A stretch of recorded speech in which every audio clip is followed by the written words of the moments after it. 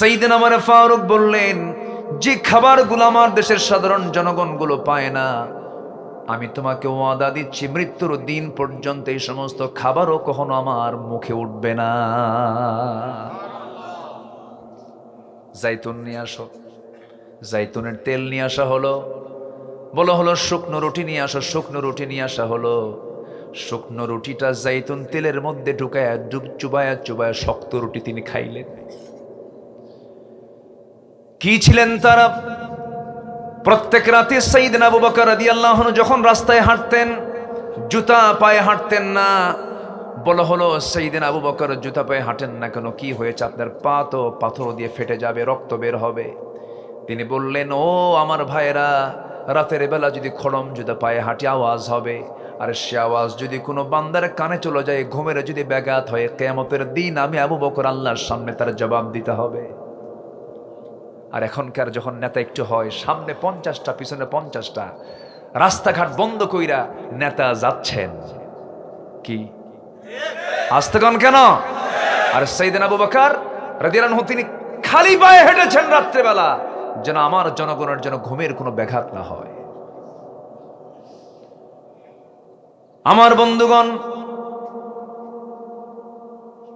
খিলাফতের দায়িত্ব যখন প্রথম খলিফা পেলেন সাইয়েদনা আবু বকর রাদিয়াল্লাহু তাআলা আনহু, যেদিন প্রথম খেলাফতের দায়িত্ব পেয়েছেন, তার এক প্রতিবেশী ছিলেন বুড়ি মহিলা, স্বামী নাই, ছেলে নাই, সব মরে গেছে। তাকে দেখার মতো কেউ নাই, চোখে কম দেখতেন তিনি। প্রত্যেকটা দিন তাকে খেদমত করে আসতেন, শেষ রাতের দিকে যেতেন, বুড়ি মহিলার জন্য পানির জোগাড় করতেন, কাপড় চোপড় ধুয়ে দিতেন, রান্না বান্না করতেন, খাবারগুলো জোগাড় করে দিয়ে তিনি চলে আসতেন ফজরের আগ দিয়ে। সাইয়েদনা ওমর ফারুক রাদিয়াল্লাহু আনহু একদিন ওই মহিলার খেদমত করার জন্য তার দরজার কাছে গিয়ে নক করছেন। বুড়িমা খেদমত লাগবে নাকি? না, একজন খেদমত করে গেছে। ভাবলেন, এই মক্কার মধ্যে কোন লোকটাই বুড়ির খেদমত করে, আমি তা দেখতে চাই। 2-3 দিন দেখার চেষ্টা করে দেখেন, একদিন কেউ না, প্রথম খলিফা আবু বকর। জোরে কোন সুবহানাল্লাহ। খলিফা ওমর ফারুক রাদিয়াল্লাহু আনহু প্রথম খলিফাকে ধরে ফেললেন। আমিরুল মুমিনিন, সব দায়িত্ব আপনি পালন করবেন, আপনার তো বাঁচতে হবে, এই দায়িত্বগুলোকে আমাদেরকে দেওয়া যায় না নাকি? সাইয়েদনা আবু বকর বলছেন, ওমর, কিয়ামতের দিন আমার আমলনামা তোমার পিঠে যাবে না, তোমার আমলনামা আমার পিঠে আসবে না, আমাকে কাজগুলো করতে দাও। 2 বছর খেলাফতের দায়িত্ব পালন করার পর যখন তার ইন্তেকাল হয়ে গেল, খেলাফতের দায়িত্ব গ্রহণ করলেন দ্বিতীয় খলিফা ওমর ফারুক রাদিয়াল্লাহু তাআলা আনহু। ওই বুড়ি মহিলার বাড়িতে কে খেদমত করবে, এই খেদমতের দায়িত্ব গ্রহণ করলেন দ্বিতীয় খলিফা। চলে গেছেন শেষ রাত্রে খেদমত করার জন্য, খাবার দাবার সব প্রস্তুত করে। আউযু বিল্লাহি মিনাশ শাইতানির রাজীম। বিসমিল্লাহির রাহমানির রাহিম।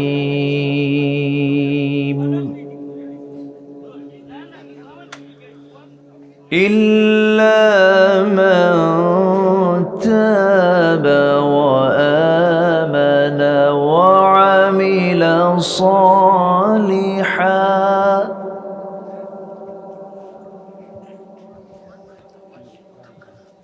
وعمل صالحا فأولئك يبدل الله سيئاتهم حسنات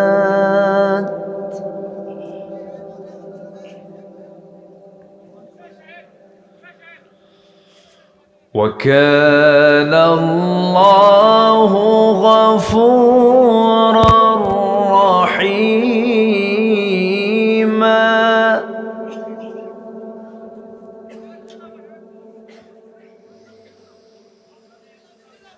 ومن تاب وعمل صالحا فإنه يتوب إلى الله متابا تابا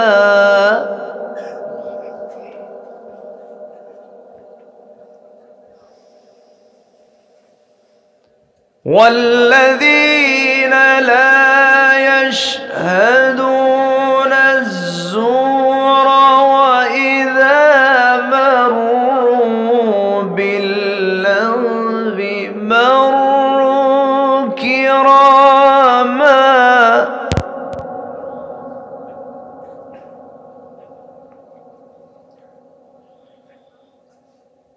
والذين إذا ذكروا بآيات ربهم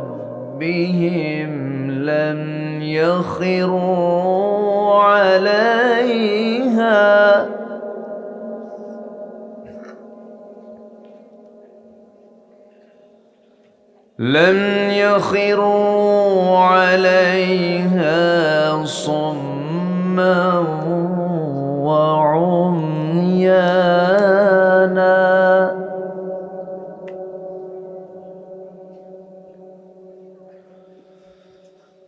الله أكبر بسم الله الرحمن الرحيم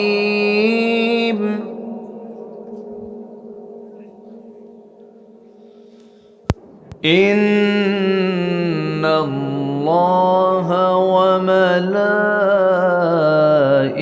وملائكته يصلون على النبي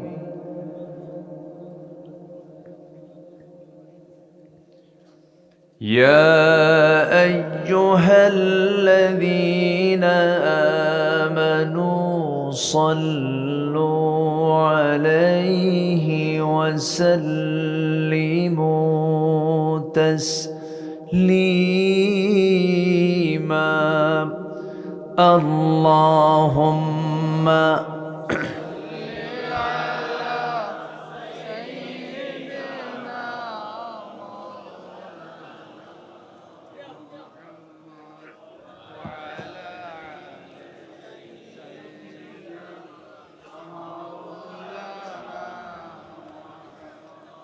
একটু মোহাব্বত দিয়ে নবীর প্রেমে মাতোয়ারা হয়ে জবান খুলে আওয়াজ দে সবাই বলুন আল্লাহুম্মা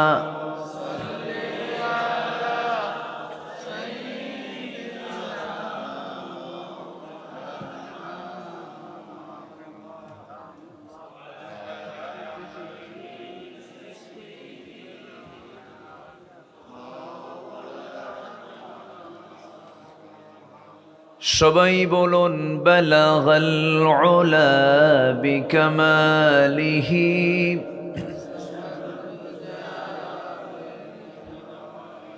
حسنت جميع خصاله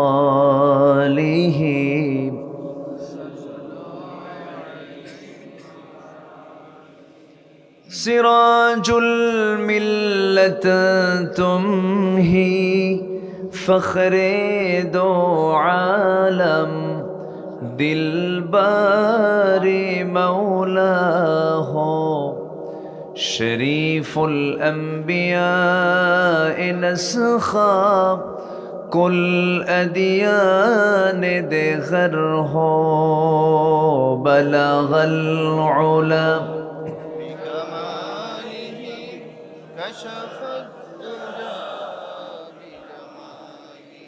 حسنت جميع خصاله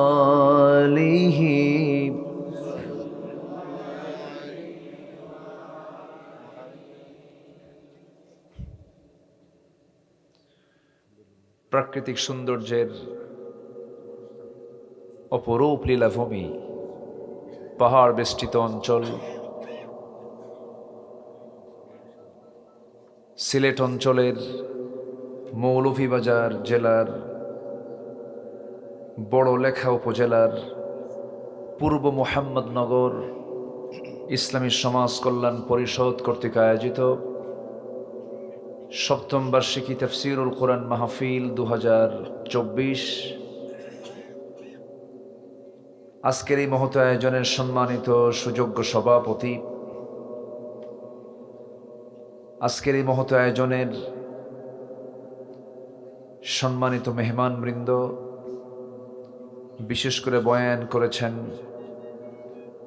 আমার অত্যন্ত কাছের মুহতারাম মাওলানা মাহমুদুর রহমান দিলওয়ার হাফিজাহুল্লাহ। কথা বলেছেন মুহতারাম মাওলানা ইমরুল হাসান জাফরি হাফিজাহুল্লাহ। আজকের মাহফিলের বরেণ্য অতিথিবৃন্দ, বিশেষ করে আমার বাম পাশে উপবিষ্ট বিশিষ্ট ইসলামী চিন্তাবিদ, গবেষক, ইসলামী আন্দোলনের অকুতোভয় সৈনিক, আমার প্রিয় ভাইজান মাওলানা আমিনুল ইসলাম হাফিজাহুল্লাহ। ডান পাশে যিনি বসে আছেন, বড়লেখার মাটি মানুষের হৃদয়ের স্পন্দন, ইসলামী আন্দোলনের বলিষ্ঠ কণ্ঠস্বর, জননেতা, সাবেক এক্স ভাইস চেয়ারম্যান মহোদয় ভাইস চেয়ারম্যান মহোদয় জনাব এমাদুল ইসলাম ভাই, উপস্থিত আমার প্রিয় আরেকজন দ্বীনি ভাই মজলুম জননেতা জনাব ফয়সাল ভাই সহ উপস্থিত আমার প্রাণ প্রিয় সম্মানিত দ্বীনি ভাইরা। আজকের মাহফিলের প্রধান আকর্ষণ তো আপনারাই। আপনি না আসলে তো মাহফিল সফল হতো না। আমার প্রাণ প্রিয় দ্বীনি ভাইরা, আড়ালে বসে আছেন শ্রদ্ধেয়া সম্মানিতা মা বোনেরা। আলোচনার প্রথমে আনুষ্ঠানিকতার মধ্য দিয়ে আমার পক্ষ থেকে আবারও দিল খোলা সালাম, আসসালামু আলাইকুম ওয়া রাহমাতুল্লাহি ওয়া বারাকাতুহু। সালামের জবাব একটু ভিজা ভিজা মনে হলো। আসসালামু আলাইকুম ওয়া রাহমাতুল্লাহ। সবাই কেমন আছেন? এ তো মোহাব্বতের লক্ষণ। আল্লাহ তাআলা আমাকে আপনার মতোই, আপনার কাতারেই, আপনার সাথেই রেখেছেন। বলি আলহামদুলিল্লাহ। সম্মানিত হাজিরিন, আল্লাহ পাকের মেহেরবানি যে আল্লাহ তাআলা আমাদেরকে সৃষ্টির সেরা করে পৃথিবীতে পাঠিয়েছেন, দিয়েছেন বোঝার মতো কমন সেন্স, বিবেক দিয়েছেন, জ্ঞান বুদ্ধি বিবেক কর্মের স্বাধীনতা দিয়ে আল্লাহ তাআলা আমাকে আপনাকে দুনিয়াতে পাঠিয়েছেন, যা অন্য কোনো প্রাণীর মধ্যে আল্লাহ তাআলা তা দেননি। এবং এই জন্য আল্লাহ তাআলা আমাকে সৃষ্টির সেরা বানিয়েছেন। যে মহান আল্লাহ সুবহানাহু ওয়া তাআলা আমাকে আপনাকে সৃষ্টি করেছেন, সেই মহান রবের শানে বলে উঠছি আলহামদুলিল্লাহ। প্রাণ খুলে বলছে আলহামদুলিল্লাহ। চিৎকার মেরে বলছে আল্লাহুম্মা ইন্নী আসআলুকা আল হুদা ওয়াত তুকা ওয়াল আফাফা ওয়াল গিনা। সবাই বলি আল্লাহুম্মা আইন্নি আলা যিকরিকা ওয়া শুকরিকা ওয়া হুসনি ইবাদাতিকা। আমরা আল্লাহ তাআলার শুকর আদায় করে নিলাম। সম্মানিত হাজিরিন, আমি আলোচনার সূচনায় আমার অভ্যাস অনুযায়ী তেলাওয়াত দিয়ে শুরু করেছি সূরা ফুরকানের শেষ দিকের কিছু আয়াত। আল্লাহ তাআলা যে আয়াতের সারাংশে যেটা বলেছেন সেটা হলো, এমন কিছু আমল বান্দা যদি করে, আল্লাহ তাআলা বান্দার গুনাহগুলোকে সওয়াব দিয়ে পরিবর্তন করে দিবেন। মানে কি, আল্লাহ তাআলা চান বান্দাকে নিষ্পাপ করে গুনাহমুক্ত করে জান্নাত দিয়ে দেওয়া। তো আমি সেই আয়াতকে সামনে রেখে কিছু কথা বলতে চাচ্ছি। আমাকে সবাই সময় দেবেন তো? কি যেন একটা আওয়াজ আমার এখানে কানে আসলো। কোনো আওয়াজ যেন কানে না আসে। পৃথিবীতে সেই লোকটাই সবচেয়ে বড় বেয়াদব যে কোরআনের মাহফিলে কোনো পরিবেশ ঘোলা করার জন্য যদি কোনো বিশৃঙ্খল পরিবেশ সৃষ্টি করতে চায়। ঠিক কিনা? আমার নবীর সামনে দুজন সাহাবী, সাইয়েদনা আবু বকর এবং ওমর, এই দুজন সাহাবী নাম শুনেছেন তো? দুর্বল সাহাবী? কোনো সাহাবী দুর্বল না, দুর্বল বলাও ঠিক না। দুইজন সাহাবী একদম প্রথম কাতারের সাহাবী। এই দুজন সাহাবী নবীর সামনে কথা বলছিলেন। কথা বলতে বলতেই হঠাৎ করে দুজনের কথার আওয়াজটা আমার নবীর আওয়াজের চাইতে একটু বড় হয়ে গেছে, বুলন্দ হয়ে গেছে। আমার নবীজির মনোকষ্ট হলো, হারে আমার কথার চাইতে এরা বড় আওয়াজে কথা বলে। শুধু এতটুকুন সেন্সটা আমার নবীর ভিতরে কাজ করেছে, আল্লাহ সহ্য করেননি। আল্লাহ রাব্বুল আলামিন সঙ্গে সঙ্গে আয়াত নাজিল করে বললেন, লা তারফাউ আসওয়াতাকুম ফাওকা সাওতিন নবী। তোমরা তোমাদের আওয়াজটাকে নবীর আওয়াজের চাইতে বড় করো না। যদি করে ফেলো আন তাহবাতা আমালুকুম, তোমার জীবনের যত আমলগুলো আছে সমস্ত আমলগুলো কাঠ হয়ে যাবে, নিষ্ফল হয়ে যাবে। জোরে বলি নাউযুবিল্লাহ। তাহলে কোরআনের মাহফিলে, মসজিদের খুতবায় কি পরিবেশে বসতে হয়, কি আদব আখলাক নিয়ে বসতে হয়, এমন পদ্ধতি কোরআনে আছে না নাই? আসতে বলবেন না, আছে না নাই?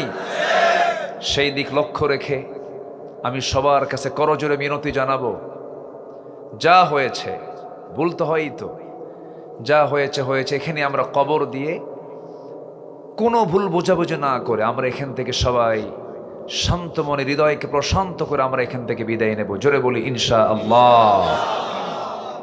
আমি মুসাফির মানুষ, দূর থেকে এসেছি।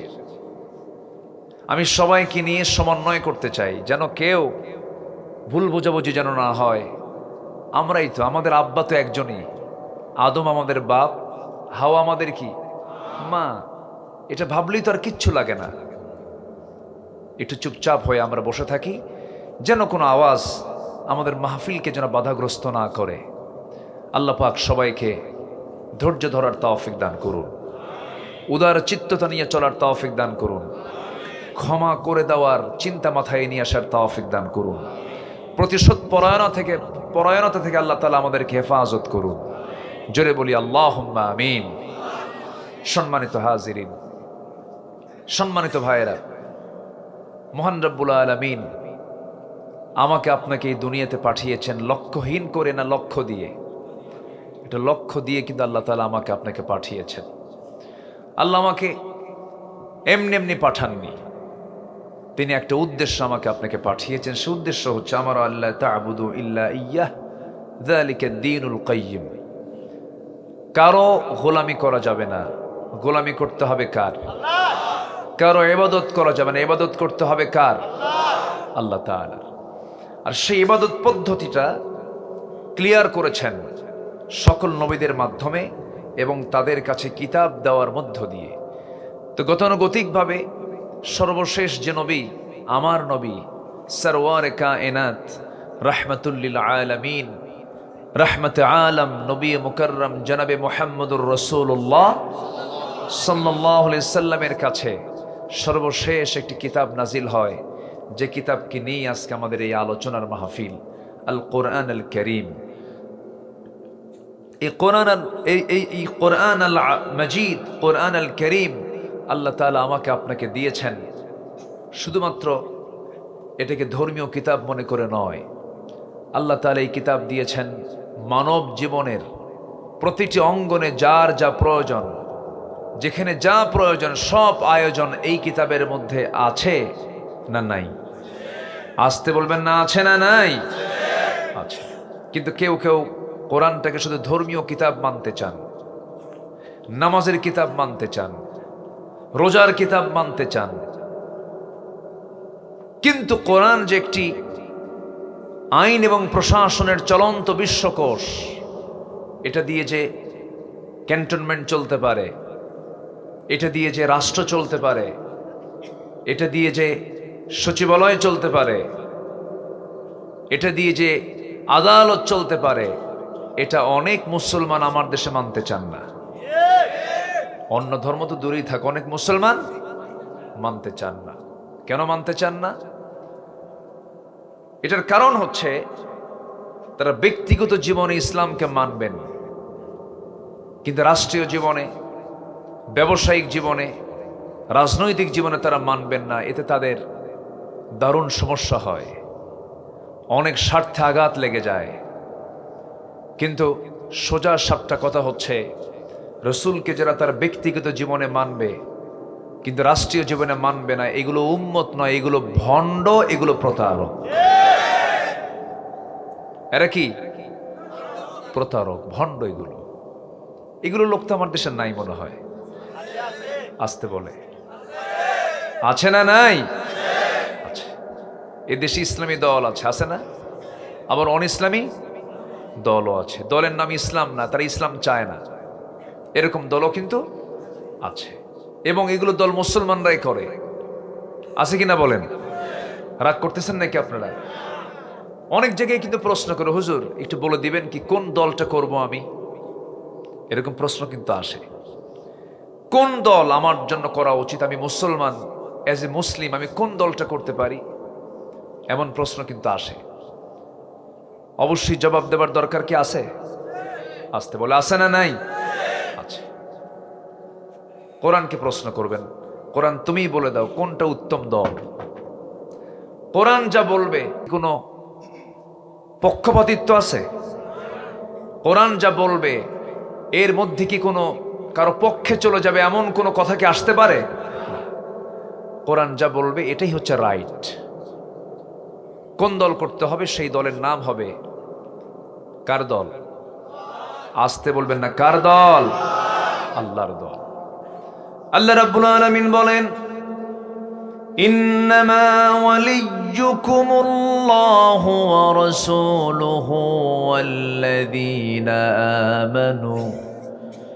ইন্নামা ওয়ালিয়্যুকুমুল্লাহু ওয়া রাসূলুহু ওয়াল্লাযীনা আমানু আল্লাযীনা ইউকিমুনাস সালাতা ওয়া يؤتون الزكاة وهم راكعون ومن يتول الله ورسوله والذين آمنوا فإن حزب الله هم الغالبون জোরে বলুন আল্লাহু আকবার।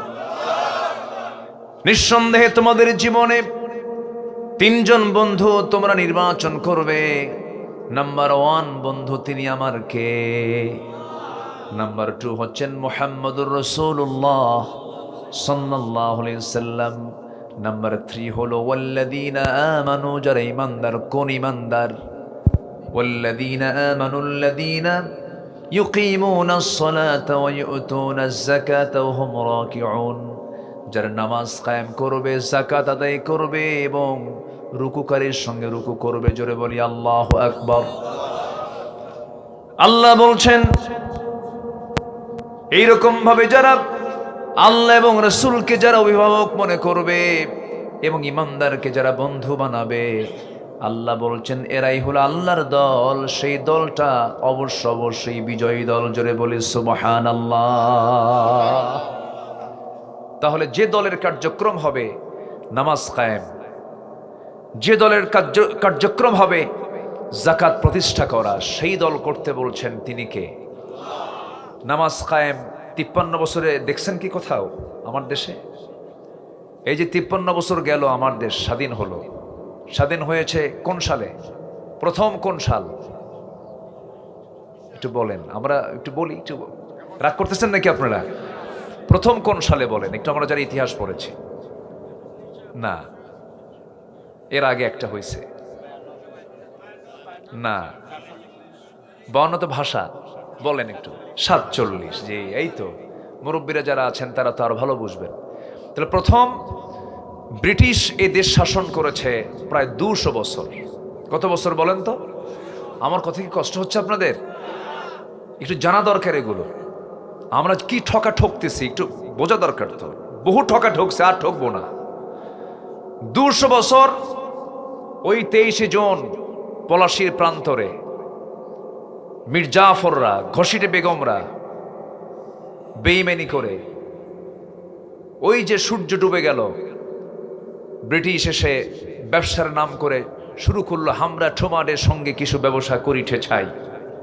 ব্যবসা করতে করতে দেশ দখল কইরা সব কিছু লুটপাট করে ইউরোপ তারা গড়ে তুললো। ওরা হচ্ছে আন্তর্জাতিক চোর, ঠিক কিনা? ওদের সভ্যতা তৈরি হয়েছে আমার দেশের সম্পদ দিয়া। তো 180 থেকে 200 বছর শাসন করণী শোষণ করে সব নিয়ে চলে গেছে। সেখান থেকে বাঁচার জন্য টু নেশন থিওরি সামনে রেখে, দুই জাতি তথ্য সামনে রেখে, হিন্দু মুসলিম এক জাতি নয়, এটাও একটা বিষয় ছিল।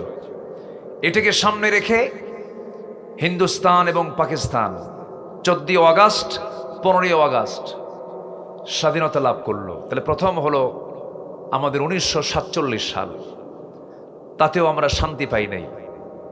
আবার 71 আসলো, 71-এ স্বাধীন হলাম। সে 71 থেকে নিয়ে আস 2024-এর 5 আগস্টের আগ পর্যন্ত 53 বছর আমরা দেখলাম যতজন সরকার ক্ষমতায় ছিল, কেউ 25 বছর, কেউ 16 বছর, কেউ 9 বছর, মাঝখান দিয়ে মঈনুদ্দিন ফখরুদ্দিন তারা ছিলেন কয়েক বছর। এই মোটামুটি 53 বছর যারা শাসন কার্যে ছিলেন, যারা শাসনের চেয়ারে বসা ছিলেন, বলুন তো সবার নামের আগে মোহাম্মদ আছে না নাই? আসতে বলে আছে না নাই? ছিল কি ছিল না? ছিল। তারা মুসলিম পরিবারে জন্ম নিয়েছেন, তারা মুসলমান, তাদের ধর্মীয় গ্রন্থ কোরআন। কিন্তু দুঃখজনক হলেও সত্য, এই 53 বছরে তারা কেউই রাষ্ট্র পরিচালনায় কোরআনকে তারা ব্যবহার করেননি, ইসলামকে তারা প্রতিষ্ঠা করেননি। আমরা সব দেখে শেষ করলাম। আমরা দেখেছি 53 বছর ধরে কি দেখেছি? যত বৈদেশিক সাহায্য এসেছে আমার দেশে, তার 75% সব গেছে নেতাদের পকেটে। আমরা আর দেখতে চাই না। আমরা আগামীতে যা দেখতে চাই, একটাই দেখতে চাই, হলো আগামীর দেশ আমরা দেখতে চাই কোরআনের দেশ, ইসলামের দেশ আমরা দেখতে চাই, ইসলামী নেতৃত্ব আমরা দেখতে চাই। কারা কারা দেখতে চান হাত উঁচু করে দেখেন মুসলমান।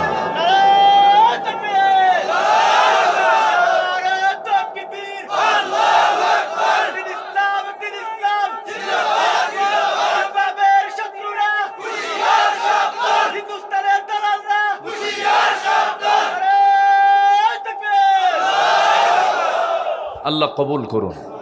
জোরে বলি আমিন, আরো জোরে আমিন, আরো জোরে আমিন। আমি খুবই আনন্দ পাচ্ছি আজকের মাহফিলে, যুবকদের উপস্থিতি সবচাইতে বেশি। বলি আলহামদুলিল্লাহ। এটা ছিল না ভাই, এটা বছর 15 আগেও, 10 বছর আগেও খুব কম ছিল। যুবকদের উপস্থিতি মাহফিলে বেশি মানে এটা ইতিবাচক একটা দিক। বলি আলহামদুলিল্লাহ।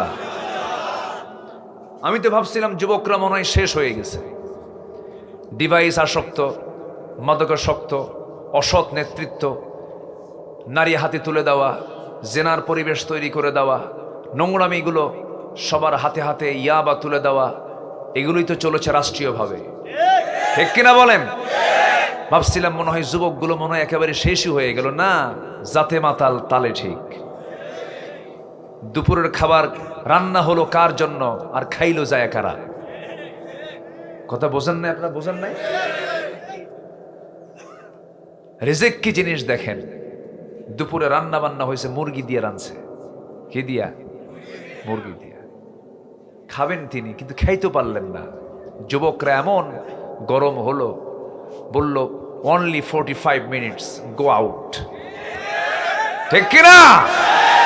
তোমরাই পারবে দেশকে আগামী দিনের জন্য প্রস্তুত করতে। আল্লাহু আকবার। কিন্তু একটু শর্ত আছে, সেটা হলো চরিত্র সুন্দর করতে হবে। কি করতে হবে? চরিত্র সুন্দর করতে হবে। এতিমের মতো গার্লস স্কুলের সামনে যে সিট হয়ে পড়ে থাকা যাবে না। কি কথা কি বোঝা গেল? বোঝা গেল? হ্যাঁ। মেসেঞ্জারে নক করা যাবে না, কোনো লাইলি খোঁজা যাবে না। যা খুঁজবা বিয়ার পরে, বৈধ কইরাও আকাম কুকাম করলে কোনো আদর্শ সফল হতে পারে না। কোনো বিজয় আল্লাহ পাক আমাকে আপনাকে দিবেন না। এই জন্য চরিত্র সুন্দর করতে হবে। আল্লাহ তাআলা বিভিন্ন জায়গায় চরিত্র সুন্দর করার জন্য বহু ওয়াজ করেছেন। ওয়াজ তো কোনো বান্দার না, ওয়াজ মূলত কার বলেন তো? আল্লাহ। ওয়াজ কি কোনো বান্দার হয়? আমি কি আমার ওয়াজ করতে আসছি? এনামুল ভাই, আমিনুল ভাই যে কথা বলেন, তিনি কি তার ওয়াজ করছেন?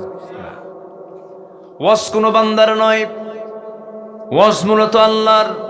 আল্লাহ রাব্বুল আলামিন বলেন, ইন্নাল্লাহা ইয়া'মুরু বিল আদলি ওয়াল ইহসানি ওয়া ইতা'i যিল কুরবা ওয়া ইয়ানহা আনিল ফাহশাই ওয়াল মুনকারি ওয়াল বাগি ইয়া'ইযুকুম লা'আল্লাকুম তাযাক্কারুন। আল্লাহ ওয়াজ করেন, আমাদেরকে তিনি ওয়াজ শোনান। আমার বন্ধুগণ, সবচাইতে বড় চ্যালেঞ্জ হলো যুবকরা যারা আসছো, ম্যাক্সিমাম যুবক, দাড়ি পাকা লোকগুলো এখানে দু একজন আছেন। খুব খুশি হয়েছি আমি। দু একজন, এই যে একজন পাইছে, এখানে কিছু পাইছে, দু একজন আছে।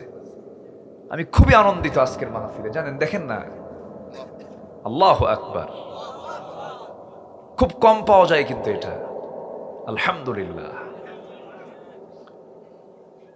যুবকরা, তোমরা সবকিছু করতে পারবে, কিন্তু পৃথিবী গড়তে গেলে আগে নিজকে গড়তে হবে। আল্লাহ রাব্বুল আলামিন নিজেই ওয়াজটা করছেন, ইন্নাল্লাহা লা ইউগাইয়িরু মা বিকাউমিন হাত্তা ইউগাইয়িরু মা বিআনফুসিহিম। নিজে না গড়তে পারলে পৃথিবীকে গড়া যাবে না, সমাজকে গড়া যাবে না। এই জন্য নিজেকে সুন্দর করে প্রস্তুত করতে হবে। নিজের চাল চলন, কথাবার্তা, লেনদেন সবকিছু সুন্দর করতে হবে। আমার নবীজি পৃথিবীতে কেন এসেছেন আপনি প্রশ্ন করুন ইসলামকে। রাসূল নিজে বলেছেন, বুইসতু লিউতাম্মিমা মাকারিমাল আখলাক। আমি রাসূল পৃথিবীতে প্রেরিত হয়েছি শুধুমাত্র একটা কারণ, সেটা হলো চরিত্রের মানকে চূড়ান্ত শিখরে পৌঁছে দেবার জন্য। মানুষের চারিত্রিক মানকে তার চূড়ান্ত লেভেলে পৌঁছে দেবার জন্য আমি পৃথিবীতে প্রেরিত হয়েছি। আমার বন্ধুগণ, আমার নবীজি যে যুগে এসেছিলেন সে যুগের মানুষগুলো কত খারাপ ছিল। নিজের মাকে পর্যন্ত বিয়ে করত। জোরে বলি নাউযুবিল্লাহ। বাপ বিয়ে করছে যে মহিলাকে, তালাক হয়ে যাওয়ার পরে সেই মহিলাকে তার ছেলে বিয়ে করত। এই নোংরা সমাজ থেকে আমার নবীজি তুলে আনলেন কাকে? আবু বকরকে, ওমর, ওসমান, আলী জিন্নুরাইন। ওসমান জিন্নুরাইনের মতো, আলী ইবনে আবি তালিবের মতো, আসাদুল্লাহিল গালিবের মতো মানুষকে ওই সমাজ থেকে বের করে এনেছেন। কোনো জাদুমন্ত্র দিয়ে নয়। কি দিয়া? আসতে বলবেন না, কি দিয়া? সেই কোরআন আজও আছে না নাই? আমরা কি সেই উন্নত চরিত্র আনতে পারবো না? অবশ্যই পারবো। জোরে বলি ইনশাআল্লাহ। সবচেয়ে বড় চ্যালেঞ্জ হলো নিজের জীবনে কোনো গুনাহ রাখা যাবে না, গুনাহমুক্ত জীবন যাপন করতে হবে। সবচেয়ে বড় চ্যালেঞ্জ হতে হবে এটা। সবচেয়ে শ্রেষ্ঠ ক্যারিয়ার হচ্ছে যার জীবনে গুনাহ কম। গুনাহ নাই তা তো হবে না। বান্দা যার নাম তার তো গুনাহ হবেই। হঠাৎ করে নজর চলে যায় তো। বেগানা নারীর পরিমাণ এখন সমাজে কম না বেশি? বেশি। তাকানো যাবে না। মন চাবে যে একটু তাকাই। মন তো ছোট, মন তো ফাঁকি দিতে চায়। নফস খুব দুষ্ট জিনিস। ওয়া উহদিরাতিল আনফুসিশ শুহা। প্রত্যেকটা অন্তর সংকীর্ণতা সহ উপস্থাপিত। মন ছোট জিনিস, কিন্তু মন চাইলেই তা করা যাবে না। নারীর দিকে তাকানো যাবে না। আজকের সবচেয়ে বড় ফিতনা ইউরোপ আমেরিকা ছড়িয়ে দিয়েছে হলো নারীকে তারা উলঙ্গ করে বাইরে বের করে দিয়েছে। এক্ষেত্রে মুসলিম পরিবারও তারা সফল হয়েছে। ওরা তো উলঙ্গ হয়েছেই, মুসলিম পরিবার থেকেও সব উলঙ্গ করে ঘর থেকে বের করে দিয়েছে। এতে ওরা বিফল না সফল? সফল। যুবক, তোমার তাকানো যাবে না। হঠাৎ করে একটা নজর দিয়েছ, ভুল হয়ে গেছে, আস্তাগফার পরে মাথাটা নিচু করে নিবা।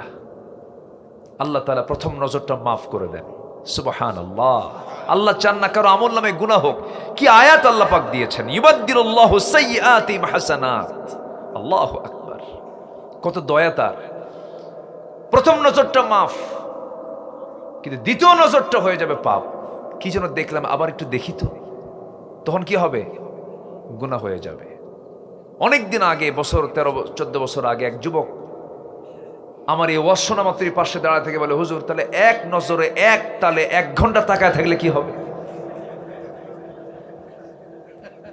জোরে বলি নাউযুবিল্লাহ। তাকানো যাবে না।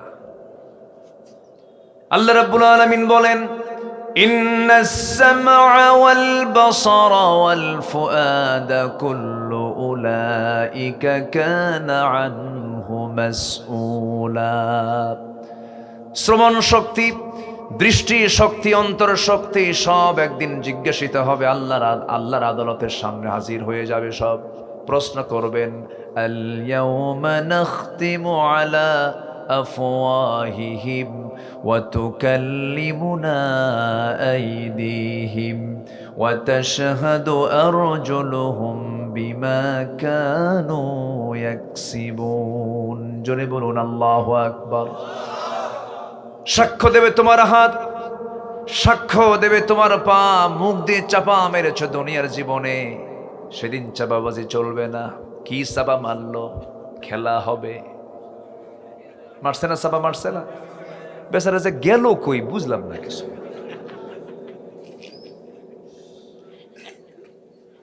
কোনো সুযোগ নাই। আল্লাহ ধরেন না, আল্লাহ ধরেন না। ভাবছিলাম আমরা, অনেকে মন্তব্য করতো, মুরব্বীরাও বলতো না মরা পর্যন্ত উপায় নাই, প্রায় বলতো, কিন্তু না মরা পর্যন্ত হবে না। আল্লাহ কি না পারেন? কেউ যেটা পারে না সেটা কে পারেন? আসতে বলবেন না, কে পারেন? আল্লাহ পারেন। অহংকার দেখানো যাবে না। অহংকার মারাত্মক জিনিস। ফেরাউনের সবচেয়ে বড় দোষ ছিল কি বলেন তো? অহংকার। শয়তানের সবচাইতে 1 নম্বর দোষ কি ছিল বলেন তো? অহংকার। অহংকারে শয়তান গেছে, অহংকারে ফেরাউন গেছে। ফেরাউন আরেকটা দোষ ছিল, ক্ষমতার খুব নেশা ছিল। যত কিছুই হোক ক্ষমতা ছাড়বো না। বিগত 16 বছরে যারা ছিল তাদের কি দোষ ছিল বলেন?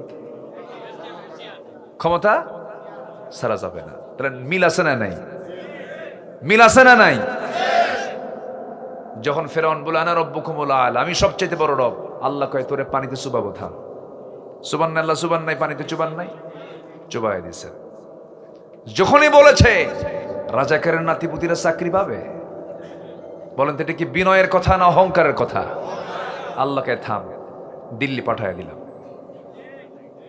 আসতে কোন কেন? আসতে কোন কেন? অহংকার করা যাবে না। একদিন সাইয়েদনা ওমর ফারুকের সামনে এক সাহাবী ওই হাদিসটা বলছেন, যার মধ্যে চুল পরিমাণ অহংকার থাকবে, লা ইয়াদখুলুল জান্নাহ, সে জান্নাত পাবে না। এই হাদিসটা শোনার সঙ্গে সঙ্গে সাইয়েদনা ওমর ফারুক রাদিয়াল্লাহু আনহু শিশুর মতো ডুকরে ডুকরে কাঁদতেছেন, হাউমাউ করে কাঁদতেছেন, আল্লাহর সামনে রোনা জারি করছেন, হারে অর্ধ দুনিয়ার শাসনকর্তা আমি, আমারও তো মাঝে মাঝে মনে হয় আমি একজন শাসনকর্তা। কাঁদতেছে। ওই সময় তিনি আল্লাহকে লক্ষ্য করে দুহাত উঁচু করে দোয়া করে বলতেছেন, আয় রাব্বাল আলামিন, তুমি যদি গোটা দুনিয়ার সকল মানুষকে জান্নাতের ঘোষণা দিয়ে যদি একজনকে বলো একজন শুধু জাহান্নামী হবে, আমার সন্দেহ লাগে আমি যেন সেই জাহান্নামে যাওয়া লোকটা আমি ওমর হব। কি আফসোস তারা করেছেন নিজেকে নিয়ে, তারা কত নিচ মনে করেছেন নিজেকে। আমার বন্ধুগণ, কি ছিলেন তারা? এমন শাসক ছিলেন। সাইয়েদনা ওমর ফারুক রাদিয়াল্লাহু আনহুর সামনে একজন গভর্নর এসে বলতেছেন, আমিরুল মুমিনিন, দেশে চরম সংকট চলছে। সেই সময় তিনি রোজা ছিলেন, সন্ধ্যার সময় ইফতারের সময় হবে। তার সামনে গভর্নর খলিফার সৌজন্যে একটা উট জব করে, উটের পিঠের কুজের অংশ আর কলিজার অংশ ভুনা করে ইফতারের সময় তার সামনে হাজির করা হয়েছে। সাইয়েদনা ওমর ফারুক বলছেন, ও গভর্নর, তুমি আমার জন্য কি খাবার এনেছো? উটের কুজের অংশের গোশত নিয়ে এসেছে ভুনা করে, এবং আপনার জন্য কলিজার অংশ ভুনা করে এনেছি। সবচাইতে উত্তম অংশটুকু আপনার জন্য বরাদ্দ করেছে আমিরুল মুমিনিন ওমরে ফারুক বলছেন, ও গভর্নর, এই সমস্ত খাবারগুলোকে আমার দেশের জনগণ পায় নাকি না পায় না? সাইয়েদনা ওমরে ফারুক বললেন, যে খাবারগুলো আমার দেশের সাধারণ জনগণগুলো পায় না, আমি তোমাকে ওয়াদা দিচ্ছি মৃত্যুর দিন পর্যন্ত এই সমস্ত খাবারও কখনো আমার মুখে উঠবে না। জাইতুন নিয়ে আসো, জাইতুনের তেল নিয়ে আসা হলো। বলা হলো শুকনো রুটি নিয়ে আসো, শুকনো রুটি নিয়ে আসা হলো। শুকনো রুটিটা জাইতুন তেলের মধ্যে ঢুকায়া চুবায়া চুবায়া শক্ত রুটি তিনি খাইলেন। কি ছিলেন তারা? প্রত্যেক রাতে সাইয়েদনা আবু বকর রাদিয়াল্লাহু আনহু যখন রাস্তায় হাঁটতেন, জুতা পায়ে হাঁটতেন না। বলা হলো, সাইয়েদনা আবু বকর জুতা পায়ে হাঁটেন না কেন? কি হয়েছে? আপনার পা তো পাথর দিয়ে ফেটে যাবে, রক্ত বের হবে। তিনি বললেন, ও আমার ভাইয়েরা, রাতের বেলা যদি খড়ম জুতা পায়ে হাঁটি আওয়াজ হবে, আর সে আওয়াজ যদি কোনো বান্দার কানে চলে যায়, ঘুমের যদি ব্যাঘাত হয়, কিয়ামতের দিন আমি আবু বকর আল্লাহর সামনে তার জবাব দিতে হবে। আর এখনকার যখন নেতা একটু হয়, সামনে 50টা পিছনে 50টা, রাস্তাঘাট বন্ধ কইরা নেতা যাচ্ছেন, কি আস্তেগণ কেন?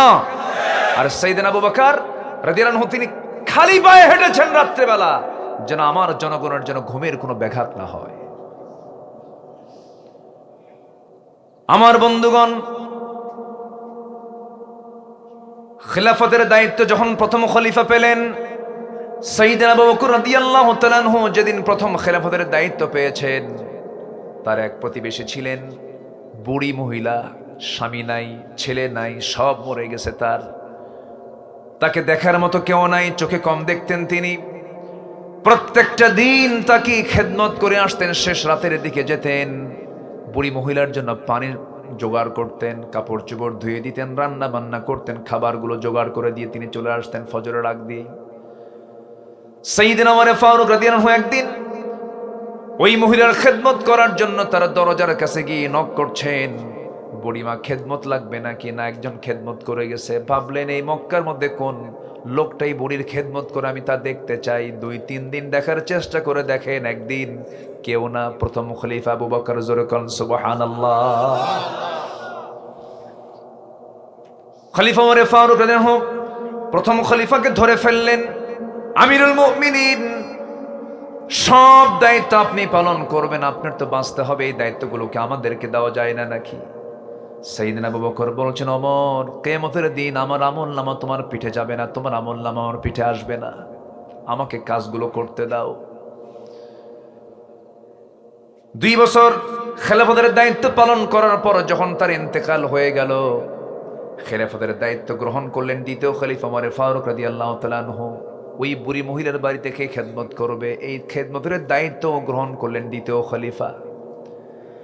চলে গেছেন শেষ রাত্রে খেদমত করার জন্য, খাবার দাবার সব প্রস্তুত করে, পানিগুলো জোগাড় করে দিয়া, গোসল টোসল সম্পন্ন করায় দিয়া, ব্যবস্থাপত্র করে তিনি যখন ঘর থেকে বের হয়েছেন, বুড়ি মহিলা যখন খেতে বসেছেন, খেজুর যখন খাওয়া শুরু করেছেন, খেজুর খেতে নিয়ে খেজুরের মধ্যে বিচি দেখে তিনি অনুমান করলেন, আহারে, আমার আগের খাদেম দুনিয়াতে মনে হয় নাই, কারণ আমার আগের খাদেম আবু বকর যখন আমার খেদমতের জন্য আসতো, খেজুর শুধু ধুয়ে নয়, খেজুরের বিচিটা ফেলে দিয়ে আমার জন্য সুবিধা করে যেত।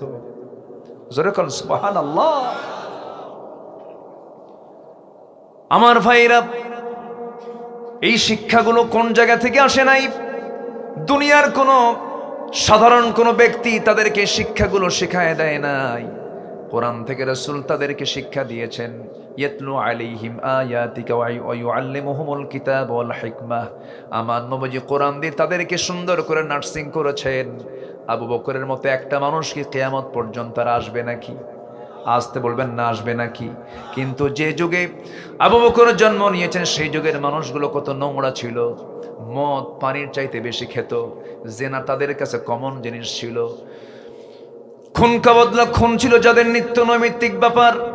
ওই ঘুরে ধরার সমাজকে যদি রাসূল যদি চেঞ্জ করে যদি শ্রেষ্ঠ সমাজ বানাতে পারেন, খায়রুল কুরুনি কারনি সুম্মাল্লাযীনা ইয়ালুনাহুম, এমন শ্রেষ্ঠ সোনালী যুগ যদি রাসূল উপহার দিতে পারেন, আমার বিশ্বাস যুবকরা তোমরা যদি কোরআন কিনে সামনের দিকে এগিয়ে পড়ো, এগিয়ে আসো, গোটা দেশের গোটা বিশ্বের জন্য একটা মডেল হবে বাংলার জমিন। জোরে বলি ইনশাআল্লাহ। আমার বিশ্বাস এই জমিন আল্লাহর দিন কায়েম হবে। জোরে বলি ইনশাআল্লাহ, আরো জোরে বলি ইনশাআল্লাহ। সেই ক্ষেত্র তৈরি হচ্ছে, শহীদের রক্ত ঝরেছে, শহীদের কাতার লম্বা হচ্ছে, কত মজলুম জুলুমের শিকার হয়েছেন, কত মা তার কোল হারিয়েছেন, তার সন্তান হারিয়েছেন, কত স্ত্রী তার স্বামীকে হারিয়েছেন, বিধবা হয়েছেন, কত মুজাহিদ অঙ্গহানি হয়েছেন, চোখ চলে গেছে, হাত চলে গেছে, পা চলে গেছে। এগুলো এমনি যায়নি, এগুলো রেকর্ড। আল্লাহ এগুলো দেখতে চান বিজয়ের জন্য। সব প্রস্তুত হচ্ছে, আগামীর দিন আসতেছে, ইসলামের দিন ইনশাআল্লাহ বলি।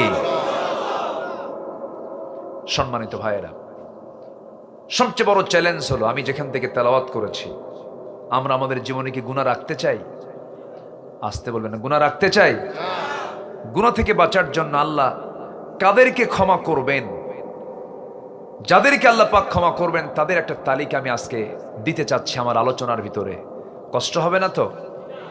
জোরে বলি ইনশাআল্লাহ। এত সুন্দর মানুষ আপনারা এত রাতে বসে আছেন, কোনো নড়াচড়া নাই, পিন পতন নীরব হয়ে কথাগুলো শুনছেন। আল্লাহ সবার কথার শোনার মধ্যে তুমি আল্লাহ বারাকা দিয়ে দাও। জোরে বলি আল্লাহুম্মা আমিন। সম্মানিত ভাইয়েরা, আল্লাহ কাদেরকে ক্ষমা করবেন? মোটামুটি যাদের মধ্যে আল্লাহ তাআলা 5টা শ্রেণীকে আল্লাহ তাআলা মাফ করবেন। কয়টা শ্রেণীকে বলেন তো? 5টা শ্রেণী। আমি এই 5টা শ্রেণী বলি, কষ্ট দেব না, আমি শেষের দিকে আস্তে আস্তে চলে যাব। ওমা তাওফিকি ইল্লা বিল্লাহ। সূরা ফুরকান বলেন তো, কোন সূরার নাম বলেন তো? সূরাটার নাম কি? সূরাতুল ফুরকান। ফুরকান মানে হচ্ছে সত্য এবং মিথ্যা স্পষ্ট হয়ে যায় যার মধ্য দিয়ে, সেটাই হলো ফুরকান। তাবারাকাল্লাযী নাযালাল ফুরকানা আলা আবদিহি লিয়াকুনা লিল আলামিনা নাযীরা। এই সূরার প্রথম আয়াত থেকেই ফুরকান শব্দ নিয়ে এই সূরার নামকরণটা করা হয়েছে। ফুরকান যা, কোরআনও তাই। কোরআন কি ফুরকান বলে? ফুরকানকে কোরআন বলা হয়। একই কিতাবের নাম আল্লাহ তাআলা এখানে বলেছেন ফুরকান। আবার শাহরু রমাদানাল্লাযী উনজিলা ফীহিল কুরআন হুদাল লিন-নাস ওয়া বাইয়িনাতিন মিনাল হুদা ওয়াল ফুরকান। ওখানে কোরআনও আসছে, ফুরকানও আসছে। সম্মানিত ভাইয়েরা, এখন আল্লাহ কাদেরকে মাফ করবেন? 5 শ্রেণীকে মাফ করবেন। এর মধ্যে 1 নম্বর শ্রেণী হচ্ছে যারা অজ্ঞতাবশত কোনো মন্দ কাজ করে ফেলছে, কিন্তু পরে আবার সংশোধন হয়ে গেছে। আল্লাহ আমি জানতাম না, এই ভুল কাজটা করে ফেলছি, আল্লাহ আমি আর জীবনে এই ভুলটা করব না, আমার মাফ করে দাও। আল্লাহ তাকে মাফ করে দেন। এটা জোরে বলি সুবহানাল্লাহ। তাহলে এই ভুল কি হতে পারে না আমাদের? বলেন তো, হতে পারে। আল্লাহ রাব্বুল আলামিন বলেন, সুম্মা ইন্না রাব্বাকা লিল্লাযীনা আমিলুস সুআ বিজাহালাতিন সুম্মা তাবু মিন বা'দি যালিকা ওয়া আসলাহু ইন্না রাব্বাকা মিন বা'দিহা লাগফুরুর রহিম। জোরে বলুন আল্লাহু আকবার। সূরাতুন নাহল ভার্স নাম্বার, আয়াত নাম্বার 119, 119 নম্বর আয়াত। আল্লাহ রাব্বুল আলামিন বলছেন, বান্দারে বিজাহালাতিন, কোনো যদি অজ্ঞতার কারণে কোনো ভুল হয়ে যায়, আমার কাছে মাফ চাবি বান্দা। মাফ চাইতে দেরি, আমার মাফ করতে দেরি নাই। আল্লাহ আমাকে বেশি ভালোবাসেন না আমি আল্লাহকে বেশি ভালোবাসি? অনেকে চিন্তায় পড়ে গেছেন। আমাকে আল্লাহ বেশি ভালোবাসেন না আমি আল্লাহকে বেশি ভালোবাসি? হ্যাঁ, আল্লাহ আমাকে বেশি ভালোবাসেন। কত বিড়ি খায়, আল্লাহ আমার কিচ্ছু কয় না। এই জাতি যে কত বিড়ি খায়, হাই রে হাই। শীতের দিনে বিড়ি কমে না বাড়ে? অর্থমন্ত্রী কোন এলাকার বেশি ছিল বলেন? সিলেট। অর্থমন্ত্রীদেরকে ধন্যবাদ জানাই। যত বাজেট হয়েছে এই দেশে, প্রত্যেক বাজেটে বিড়ির দাম বাড়তই, কমতো না। কিন্তু যারা বিড়ি খায় তারা কয় বাড়ি বেঁচে হলেও বিড়ি খাবো। তুই বাজেট বাড়াবি না কমাবি, তোর তোর কাজ। এত খাওয়া খায়, কি টান দেয়, এক টানে ধোয়া 3 তলায় পাঠায়। আছে না নেই বলেন তো? আছে। আমরা খাবো না, কোনো নেশার দিকে যাব না, জোরে বলি ইনশাআল্লাহ। কত টাকা খরচ হয় যদি এই জাতি যদি সিদ্ধান্ত নিত যে আজকের থেকে বিড়ি খাওয়া বন্ধ, 18 কোটি কেউ আমরা বিড়ি খাবো না। এটা বিশাল বাজেট তো এটা। যেই বাজেটের যে মানে স্মোকিং এর চুল পরিমাণ কোনো শারীরিক কোনো উন্নতি মানে কল্যাণ নাই, ক্ষতি ছাড়া কিচ্ছু নাই, সব শুধু ক্ষতি। আবার মাহফিলে এসে প্রশ্ন করে, হুজুর বিড়ি খাওয়া কি জায়েজ আছে? মানে উনি জায়েজের চেষ্টায় আছেন। আল্লাহ তুমি সকল নেশা থেকে জাতিকে হেফাজত করো, জোরে বলি আল্লাহুম্মা আমিন। তাহলে ঘন ঘন বিড়ি খেলে কি আল্লাহ ছাড়বেন বলেন তো? এটা তো বুঝতেইছি বিড়ি খেলে লাঞ্চ নষ্ট হয়, এটাও তো একটা গুনাহ। এটা গুনাহ কিনা বলেন? চুপ করে আছে, কেউ কিচ্ছু কয় না। এই বিড়ি খাওয়া কি সওয়াবের কাজ? সওয়াবের কাজ যদি না হয় তাহলে কি গুনাহও না সওয়াবও না, এর মাঝামাঝি নাকি? যেটাই ক্ষতি আমার জন্য, শরীরের জন্য, সেটাই কোনোদিন সওয়াব হতে পারে না, ঠিক না? দা মা ইউরবিক ওয়া ইলা মা লা ইউরবিক, ছেড়ে দাও সেই সমস্ত কাজ যা তোমাকে সন্দেহের মধ্যে ফেলে দেয়। আমরা খাবো না, নেশার দিকে যাব না, জোরে বলি ইনশাআল্লাহ। বহুদিন আগে এক মাহফিলে, এটা হবে মনে হয় নীলফামারীর দিকে, আমি এক মাহফিলে যখন এই বিড়ি জাতীয় কথা বলতেছি, এক মুরব্বীর সামনে দাঁড়ায় বলে, হুজুর একটা প্রশ্ন আছে। কি হুজুর? বিড়ি না খাইলে তো আমার মাথা ঠিক হয় না। তো এটা কি কোন নেশার দিকে যাওয়া যাবে না, কোনো পাপের দিকে যাওয়া যাবে না। কোনো যদি ভুল হয়ে যায় আল্লাহর কাছে রোনাজারি করে মাফ চেয়ে নেব। আমাদের মাফ চাইতে দেরি হয়ে যাবে, কিন্তু আল্লাহ রাব্বুল আলামিন মাফ করতে দেরি করবেন না। আল্লাহ বলছেন, বান্দা আমার দিকে 1 হাত আগাবি, আমি তোর দিকে 10 হাত আগাবো। আমার দিকে হেঁটে হেঁটে আসবি, আমি তোর দিকে দৌড়ায় দৌড়ায় যাব। বান্দা তুমি আমার কাছে চাবে, এই পৃথিবীর মানুষ অন্য মানুষকে যদি বারবার ডাকে, পাশে আমার আমিন ভাই বসে আছেন, আমি যদি বারবার বলি আমিন ভাই আমিন ভাই আমিন ভাই, খেপে যাবেন, বিরক্ত হবেন। ইমাদ ভাই ইমাদ ভাই ইমাদ ভাই বারবার বলবো, বিরক্ত হয়ে যাবে, বলবেন এত ডাকিস কেন? কিন্তু আমার আল্লাহ এমন রব, আমার আল্লাহর নাম যত বেশি নেওয়া যায় আমার আল্লাহ তত বেশি রাজি খুশি হয়ে যান।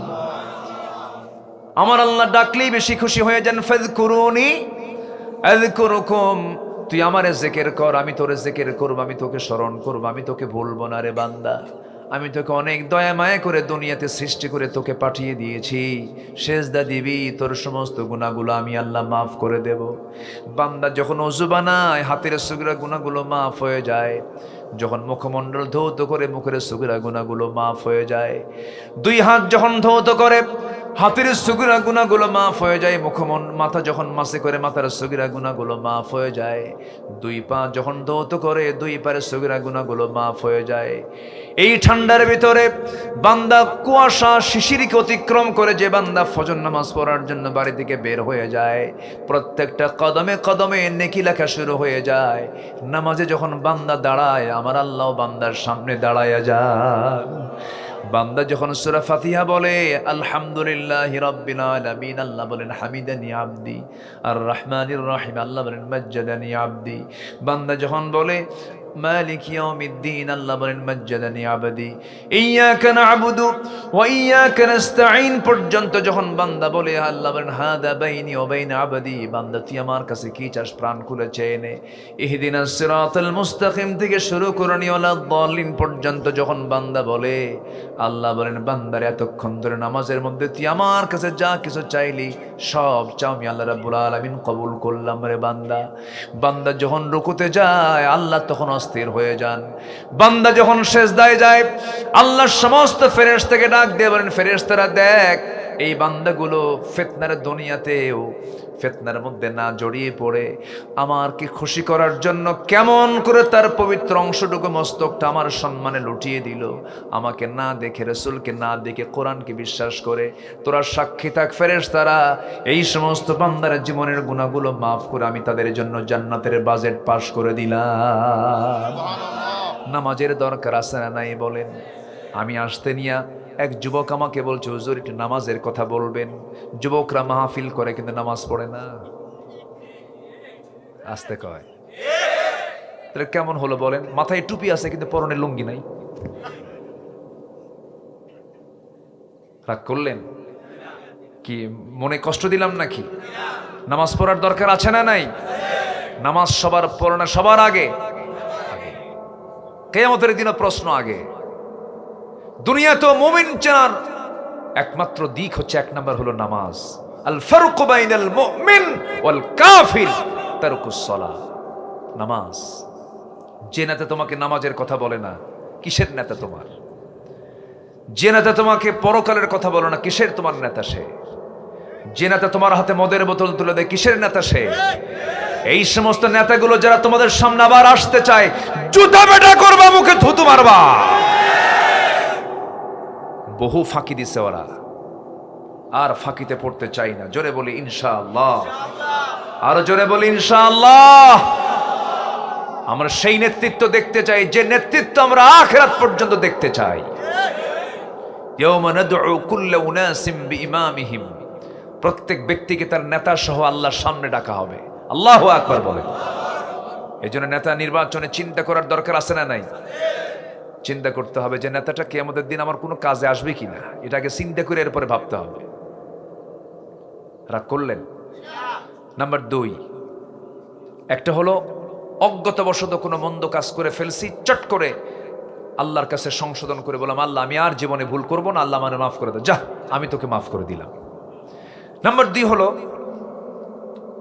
তওবার পরে ঈমান এবং সৎকর্মের মাধ্যমে যদি পাপগুলো পুণ্য দ্বারা পরিবর্তন হয়ে যায়, যেটা আমি যেখান থেকে তেলাওয়াত করেছি, যদি কেউ তওবা করে এবং ঈমান এবং ভালো নাম আমল করে, আল্লাহ তাআলা তার সমস্ত পাপগুলোকে পুণ্য দিয়ে সওয়াব দিয়ে ভরপুর করে দেন। জোরে বলি সুবহানাল্লাহ। আমি কি দোয়া করে দেব? 2-1 যে ওঠে, এই যে ভাইজান,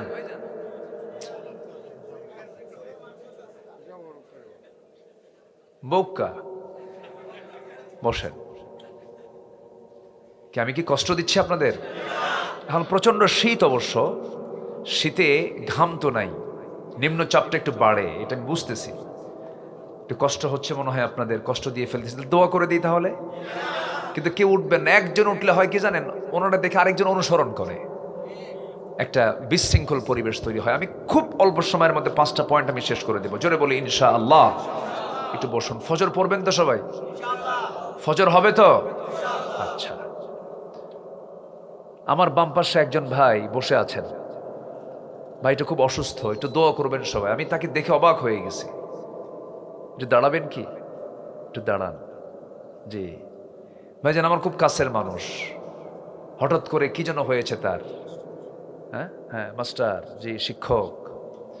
আল্লাহ তুমি তাকে সিহহাতে কুল্লিয়া দান করো। জোরে বলি আল্লাহুম্মা আমিন। আরো জোরে আল্লাহুম্মা আমিন। অসুস্থকে সুস্থ করেন তিনি কে? ওয়া ইযা মারিদতু ফাহুয়া ইয়াশফিন। অসুস্থ হলে তার মতো অসহায়, মানে সে মনে করে আমার চাইতে অসহায় পৃথিবীতে আর কেউ নাই। আল্লাহ তুমি আমার ভাইটাকে তুমি আল্লাহ মেহেরবানি করে সুস্থ করে দাও। জোরে বলি আল্লাহুম্মা আমিন। দোয়া ছাড়া কেউ যাবেন না, দোয়ার দরকার আছে। একটু বসো। আসলে আমাদের মাহফিলে সবার পরে উঠায় দেয় তো সব মাহফিল, আমিন ভাই, মানে আমরা লেখা থাকে প্রধান বক্তা, কিন্তু মাহফিলে হয়ে যায় শেষ বক্তা। সব চাপ যখন একসাথে, মানে নিম্ন চাপ, ঊর্ধ্ব চাপ, বাড়িতে যাওয়ার চাপ, ঘুমের চাপ, সেই চাপে আমি মহাচাপে, এই চাপে আমাদেরকে উঠানো হয়। যাই হোক, আমরা সবাইকে তওবা করতে রাজি আছি? সবাইকে তওবা করতে রাজি আছি? তওবা করলে কে খুশি হন? আর আমার দেশে কিন্তু কিছু লোক আছে তওবা করে না, করে তওবা করবো কেন, আমার কি কোনো গুনাহ আছে নাকি? ওই যে টাঙ্গাইলের এক পাগল আছে, কি যেন সিদ্দিকী নাম, শোনেন না? নাম শোনেন নাই? সিদ্দিকী এর আগে বলেছিল হজ হলো মুহাম্মদের ব্যবসা। জোরে বলি নাউযুবিল্লাহ।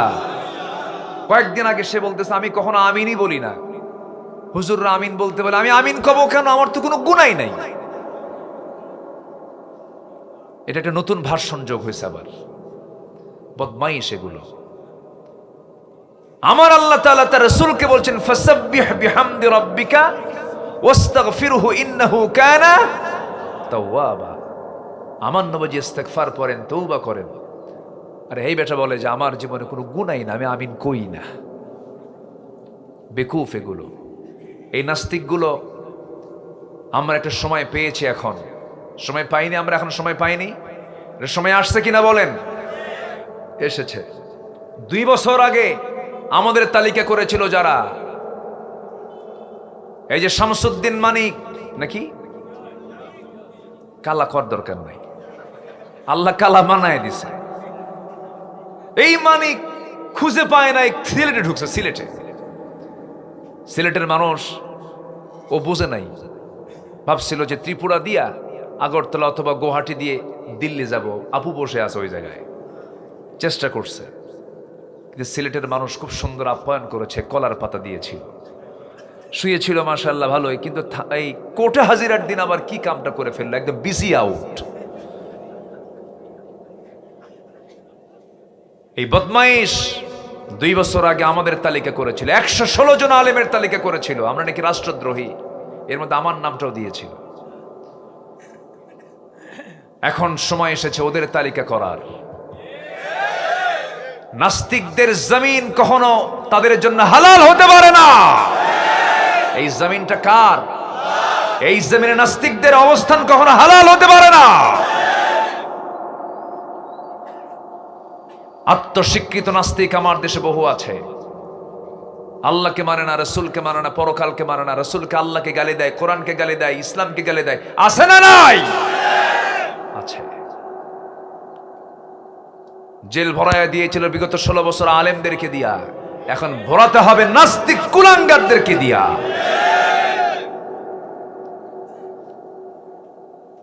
সম্মানিত বন্ধুগণ, আমরা তওবা করতে রাজি আছি তো ইনশাআল্লাহ? কার কাছে তওবা করব? সূরা তওবা নামে একটা সূরাই আছে, কিন্তু আছে না? তাহলে তওবার গুরুত্ব কম না বেশি? তওবা করলে আল্লাহ খুশি হন।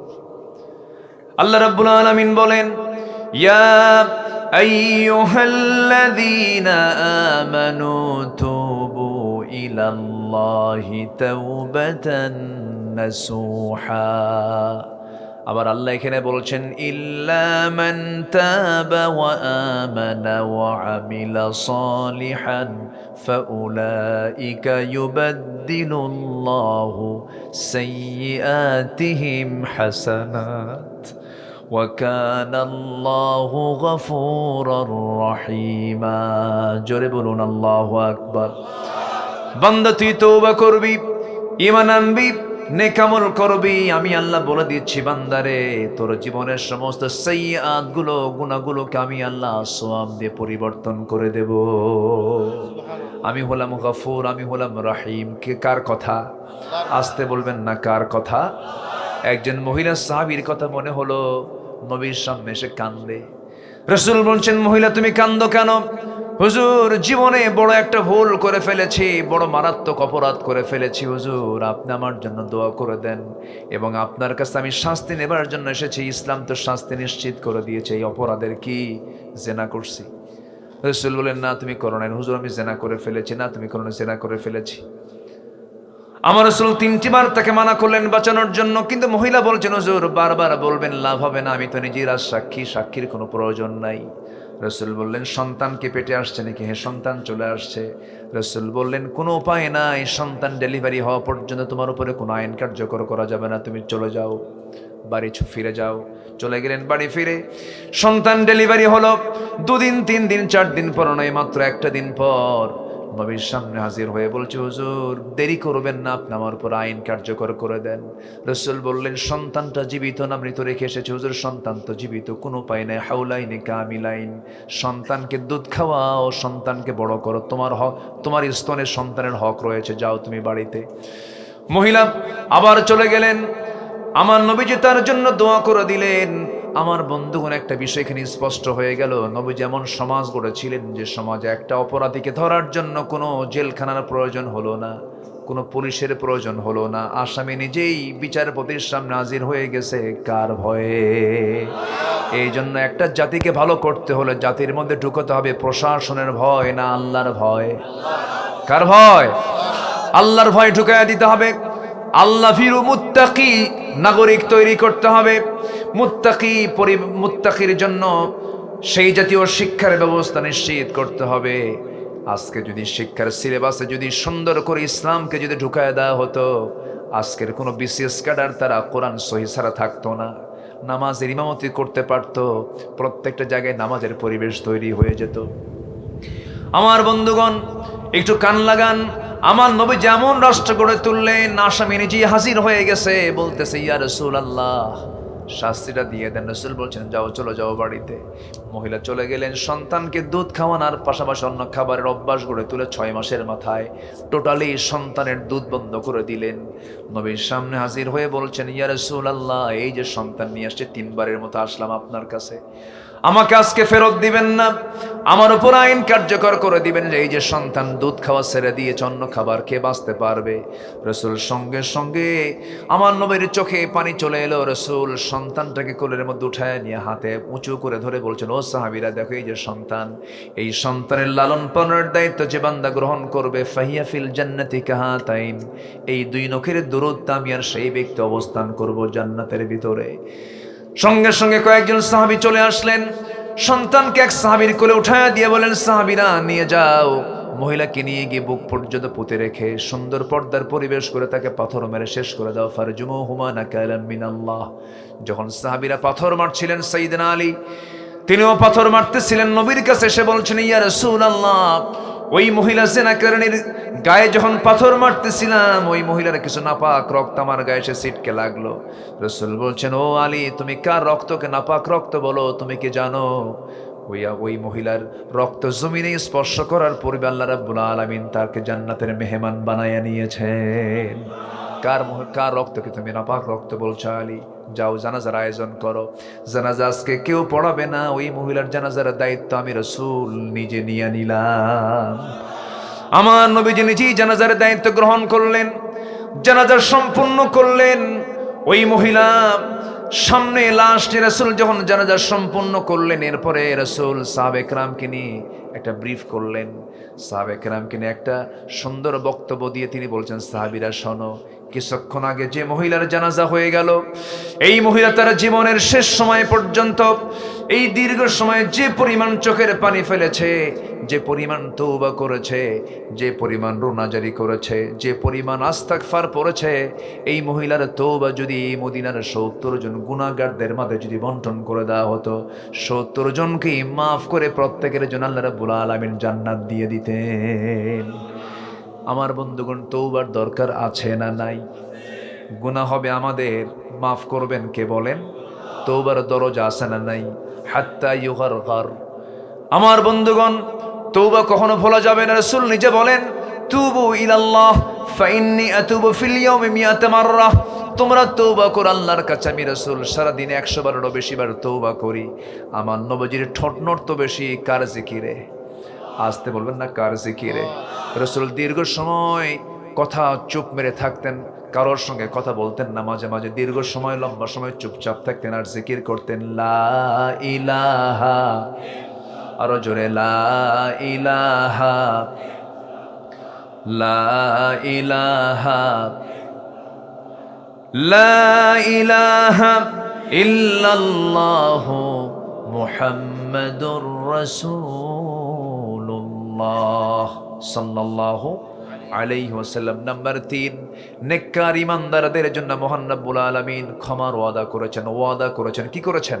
ওয়াদা কি করেছেন? কার ওয়াদা? আল্লাহর ওয়াদা কি ভঙ্গ হতে পারে? আল্লাহ রাব্বুল আলামিন ওয়াদা করে বলছেন, সূরাতুল মায়েদা 9 নম্বর আয়াত। কয় নম্বর? 9 নম্বর আয়াতে আল্লাহ রাব্বুল আলামিন ওয়াদা করে বলছেন, ওয়া'আদাল্লাহুল্লাযীনা আমানু ওয়া আমিলুস সালিহাত লাহুম মাগফিরাতুন ওয়া আজরুন আযীম। জোরে বলুন আল্লাহু আকবার।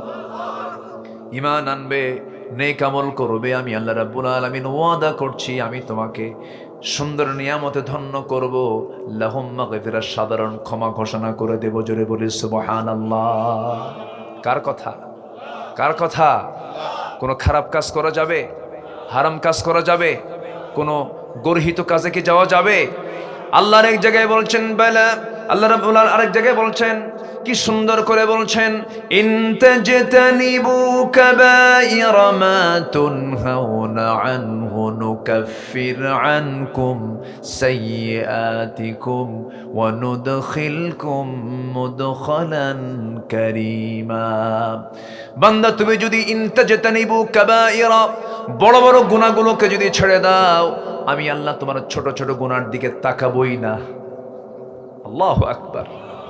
নুকাফির আনকুম সাইয়্যাতিকুম, বড় বড় গুনাহ ছাড়বে, আমি তোমার ছোট ছোট গুনাহগুলো সব মাফ করে দেব। আলা উনাব্বিউকুম বিআকবারিল কাবাইর, আমি কি তোমাদেরকে বড় বড় কিছু কবিরা গুনার কথা বলবো নাকি? রাসূল বলছেন সাহাবায়ে কেরামকে, সাহাবীরা বলছেন হ্যাঁ নাম ইয়া রাসূলুল্লাহ। রাসূল বলছেন তিনটা বড় বড় গুনাহ জেনে নাও। আল ইশরাকু বিল্লাহ, আল্লাহর সঙ্গে শিরিক করা। নাম্বার 2 হলো উকুকুল ওয়ালিদাইন, পিতামাতার সঙ্গে রূঢ় আচরণ করা। নাম্বার 3 হলো কাউলুজ জুর, বেহুদা কথা মুখ থেকে বের করা, বেফাস কথা মুখ থেকে বের করা। আমার বন্ধুগণ, উকুকুল ওয়ালিদাইন, পিতামাতার সঙ্গে খারাপ আচরণ করা সন্তান তো বড় লেখায় নাই, আছে? কাউলুজ জুর, বেফাস কথা, হঠাৎ করে বেশি লোকের মধ্যে বিশৃঙ্খল সৃষ্টি করার জন্য বেফাস কথা বলে ফেলে, এরকম কিছু লোক আছে না নাই? এটা ছোট গুনাহ না বড় গুনাহ?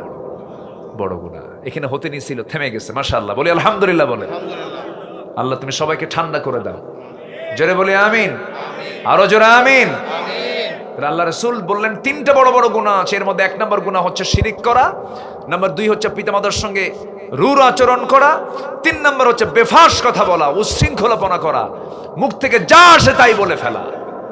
তাহলে কত বড় গুনার তালিকায়, মানে কবিরা গুনার তালিকার শীর্ষে হচ্ছে এই 3টা অপরাধ। শিরিকের কাছে যাব না। সিলেটে একটু প্রবলেম আছে, মাজার টাজার দেখলে অনেকে সেজদা মারে। কিছু প্রবলেম আছে না? বলেন না, আছে না? আছে না? আছে না কিনা? আছে, সমস্যা কিছু আছে। খাজা আছে না? খাজার নাম নিছে। খাজা আছে কোথায়? খাজার নাম নেব না আল্লাহর নাম নেব? খাজা দিল কর তাজা, ইসমে জালাল, গাজার কুলকি খাওয়া হালাল। জোরে বলি নাউজুবিল্লাহ। যা মনে আসে তাই বলে। আমি 2018 সালে জেলখানায় ঢুকছিলাম না তো, আমাকে ঢুকাইছে। আমি কি আর ঢুকতে চাইছি? ঢুকাইছে। নির্বাচনের আগ দিয়ে পুলিশ আমাকে ধরে নিয়ে থানায় নিয়ে বলল, হুজুর নির্বাচন পর্যন্ত একটু জেলে থাকেন। এবং এটাও বলতেছে যে হুজুর আমি আপনার ওয়াজের খুব ভক্ত, ওয়াজ শুনি, খুব ভাল লাগে, কি করবেন, আমার চাকরি বাঁচান তো ফরজ। আমি জবাব বললাম ইমান বাঁচান তো নফল। তো ধরে নিয়ে চলে গেল, জেলে ঢুকলাম। ঢোকা মাত্রই দেখি এক মুরব্বী চাচা আমাকে দেখে সালাম দিয়ে বলে, বাবা আপনি জেলখানায় ঢুকছেন, খুব খুশি হইলাম। তো আমি বললাম যে চাচা জেলখানায় ঢুকলে কি খুশি হয়? ওয়াজ শুনতে যাই, অনেক দূরে বসি, মুসাফা হয় না, দেখা হয় না, সাক্ষাৎ হয় না, মনের কথাগুলো বলতে পারি না। আসছেন, ভালো হয়েছে, খুব খুশি হয়েছে। তো বললাম চাচা আপনার কি হয়েছে, আপনি এখানে কেন? আপনাদের নাতির সাথে থাকার কথা, আপনি এখানে জেলখানায় কেন? বলে যে বাবা আমি নাকি বোমা মারছি, বোমা। বলে যে এই হাত কি পরিমাণ নড়ে, তা আমি যদি বোমা মারি সেই বোমা তো লক্ষ্যে যাবে না, আমার মাথার উপরে পড়বে।